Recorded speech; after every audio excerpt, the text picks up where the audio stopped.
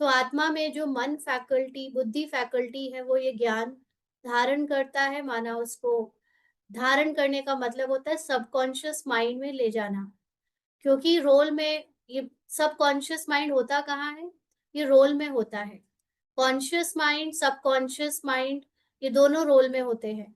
लेकिन जो unconscious mind है, ये आत्मा की मूल स्थिति है। अनकॉन्शियस माइंड में उसके पूरे रिकॉर्डिंग है, सतयुग से लेकर कलयुग तक की सारी रिकॉर्डिंग है। बट जो एक्शंस होते हैं रोल के, वो कॉन्शियस और सबकॉन्शियस माइंड के अकॉर्डिंग होते हैं। तो ज्यादातर हम लोग कॉन्शियस माइंड में जो करते हैं वो तो हमें पता होता है, लेकिन सबकॉन्शियस माइंड की चीजें हमें पता नहीं चलती, एकदम रिफ्लेक्स एक्शन के रूप में बस हो जाती हैं। तो यहाँ पर जब बाबा हमारी बुद्धि को टच करता है, खोलता है, उसमें वो ज्ञान की समझ डालता है, तो वो ज्ञान धीरे धीरे आत्मचिंतन से, मनन चिंतन से, बार बार मेडिटेट करने यानी अपने को आत्मा समझने से सबकॉन्शियस माइंड में जाना शुरू हो जाता है रोल के।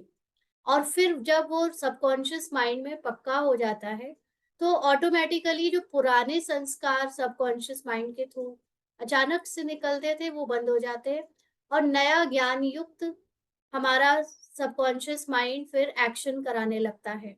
तो इसीलिए ज्ञान आत्मा धारण करती है, मतलब आत्मा में जो रोल का मन है, वो उसको अपनी आदत में उतारने लगता है। वो भी क्योंकि संकल्प के रूप में ही मौजूद होते हैं सारे, ना हर चीज हमारे अंदर संकल्प के रूप में मौजूद है, और वो संकल्प ही ज्ञान से चेंज होते हैं। तो बाप कहते हैं मेरे में भी ज्ञान है ना।